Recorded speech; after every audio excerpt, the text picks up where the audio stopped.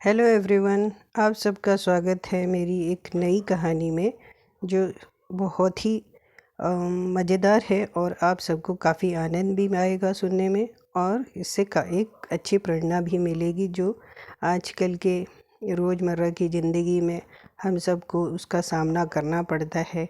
क्या उसका हम निर्णय लें, इस कहानी को याद करके आप आराम से उस बारे में सोच सकते हैं और अपना निर्णय सुना सकते हैं या ले सकते हैं। बहुत दिनों की बात है, बहुत पुरानी बात है कहिए, कि एक राजा अपने काफ़िले के साथ जंगल में शिकार की योजना बनाकर निकल पड़े। बहुत घूमे, सुबह से शाम हो गई, उनको कोई शिकार नहीं मिला। अब रात हो गई, उन्हें थोड़ा आराम भी करना था, तो अचानक उन्हें एक डाकुओं की छुपने की जगह दिखाई पड़ी। उन्हें लगा कि यहाँ डाकू ही रहते हैं। तो अब कोई जगह की ज़रूरत तो उन्हें उस वक्त थी, क्योंकि काफ़ी अंधेरा हो गया था। तो उन्होंने सोचा थोड़ा आराम यहीं पे कर लेते हैं।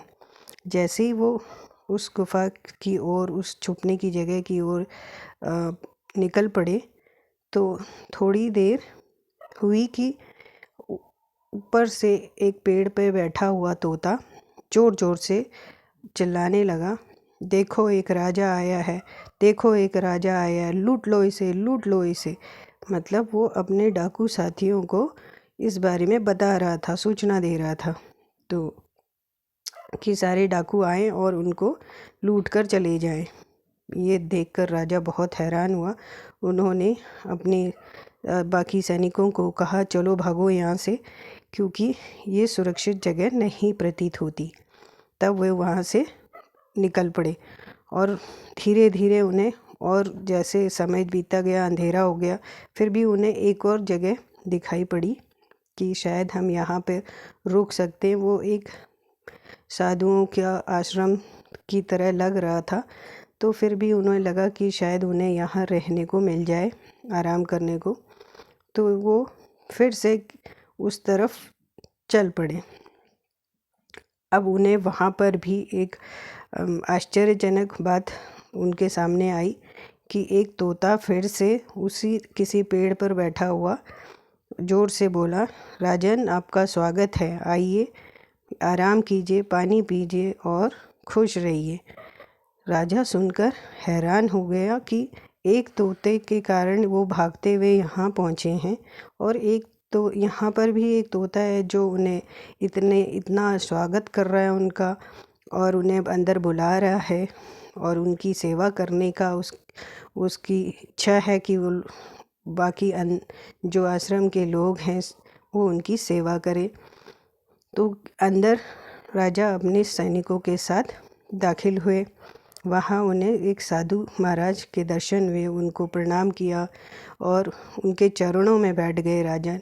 और फिर उनसे पहले ही एक सवाल किया कि राजन, मैं अभी एक और पीछे जगह छोड़ आया और वहाँ हमें भाग के आना पड़ा, क्योंकि एक तोते ने हमें ऐसा संदेश अपने डाकू साथियों को दिया कि उसे सुनकर हम भाग खड़े हुए कि राजा आया है, लूट लो, लूट लो। और एक आपके आश्रम के बाहर एक और तोता मिला जिसने हमारा इतना अच्छा स्वागत किया, हमें अंदर आने के लिए प्रेरित किया, और वो उसने कहा कि आपका स्वागत है, आइए यहाँ पानी पीजिए, आराम कीजिए।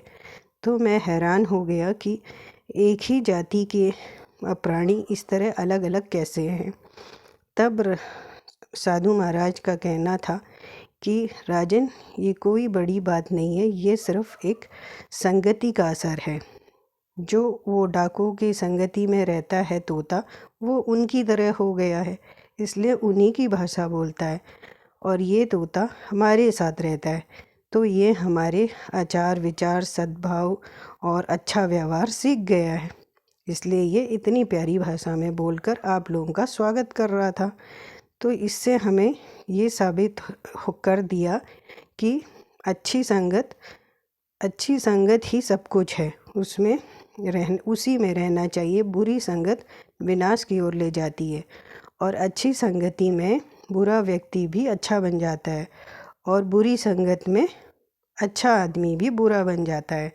इसलिए हमें संगति का क्या असर है ये याद रखना चाहिए, और किसी को मित्र बनाने से पहले भी ये देखना चाहिए कि हम किसको मित्र बना रहे हैं, बुरे व्यक्ति को या अच्छे व्यक्ति को, क्योंकि हम भी उसी की तरह बन जाएंगे।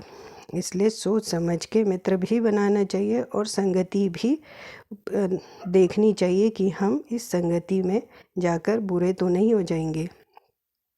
ये होता है संगति का असर।